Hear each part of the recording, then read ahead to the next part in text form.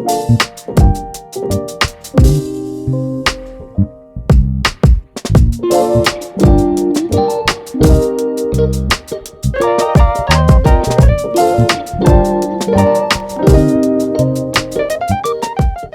I'm going to show you guys today is how to do a berimbolo and why it's still a big part of jiu-jitsu, even though sometimes it's a little slept on in the nogi scene. Obviously, we do have to be careful for leg lock injuries and things like that, but if done right, we have a bunch of options. Okay, so I'm going to walk you through 3 ways that I like to do the berimbolo. One's going to be to the back, one's going to be to the leg drag, and one we're going to use it to sweep and advance our position from there. The way that it's probably the easiest and the most efficient to just get good at the berimbolo. We're not talking about from standing, or we're not talking about from any other complicated positions, just like a double guard pull, okay? If you can get good from here, then we just have to worry about setting it up and sticking to the game plan. So as you guys can see, I like to keep my De La Riva, okay, my De La Riva hook and foot on the hip here. My partner's just gonna work with me a little bit. I have the ankle grip, and now it's all about committing to it and finding where this hand's got to go. Okay, a couple different options. The first one is just like old school basic berimbolo. I really prefer this position or this technique because it's just a good technique. Okay, like you just can't go wrong with it. You add this to your game, you just get that much better. So I'm gonna fit through the hole right here. Okay, so I need to start to create some momentum by turning my body. I'm gonna get elbow deep with this hand here, and I'm gonna aim for all the way around the back of his hips with my top hand, okay? So I start to invert underneath. It's very important here, see my head goes through the hole and my feet go past the hips, just like this. I'm back my hips up just a little bit if I need to, and notice my right hand is controlling his hips. So I have a bar underneath his back. From here, I curl my legs together, like curl my calf, and I'm gonna start to turn my hips and loading Tristan's hips onto my hips, onto my stomach area, okay? Now from here, you guys can see I have a very good angle from here. Now I need to start to climb out the back. So usually what I'll start to do is find this shoulder, okay? Either this shoulder or the far shoulder. This one's usually easiest. And I'm gonna start to switch my hooks. So my left hook comes out and my right hook comes in. Now, I don't have to switch. I can just have like a shallow hook, but I like this truck position right here. You can also, if you're struggling with this, start to lock down your legs, okay? But it's all about the angle. So if you're struggling here, it's probably about the angle of your hips, okay? So I switch, and now from here, I'm just gonna start to pull Tristan down a little bit, slide into my seatbelt position. There's my hook, and boom, I have the back. Now, we all know a lot of things can happen from there, but that's the basic no-gi berimbolo. It doesn't even change from gi, so I don't even need to say gi or no-gi. Maybe you have a belt grip, maybe you have a collar grip.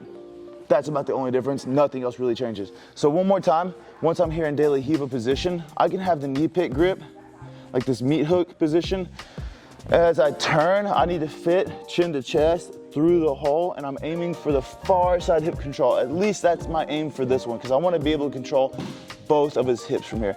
So as I turn, look, I'm going deep, reaching, scooping Tristan, getting my position really tight. Here's a big detail here, is I'm doing like this counter pressure motion. You can't see it, but Tristan can certainly feel it. As I extend my top leg, I'm curling my bottom leg in to my chest, and I'm gonna aim for both of my feet to the mat. Right now from here, once I do this, look how much control I have of his hip. Watch this, I can turn.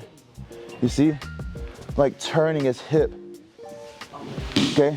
So this is something worth like drilling, just doing this.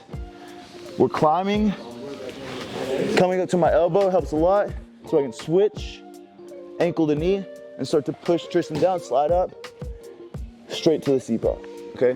So that's option number one that I want to talk about. Option number two is probably the most likely, and this is how I started to learn the berimbolo. The back take didn't really happen for probably the first year, so I really tried to tap into it. But the leg drag was always there, so that's what we're gonna go into. Now with the leg drag, our grip kind of changes a little bit, okay? So say if I try to go for the berimbolo, but his back hits the mat, my best option to do is coming here. Okay, see this hip grip that I have here. Now from here, it's hard to take the back, so I hide my knee behind his knee and I start to plant my legs, just like so.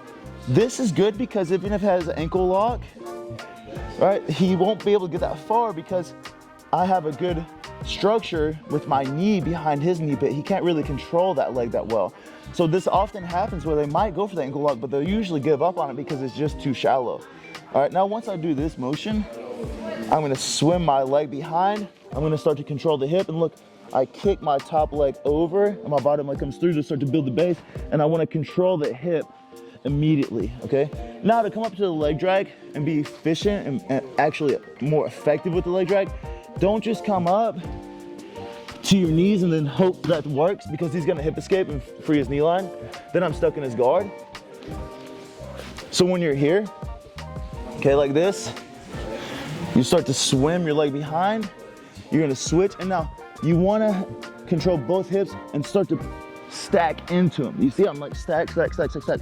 Look, I roll to my forehead, I post my hand on the mat, I get up to my toes, and I'm stacking into them. That's the difference. I'll switch my grip, I'll bring my head in, and I'm deep in on a leg drag. Now, if Tristan tries to hip escape out, he's not going anywhere. So one more time for the leg drag.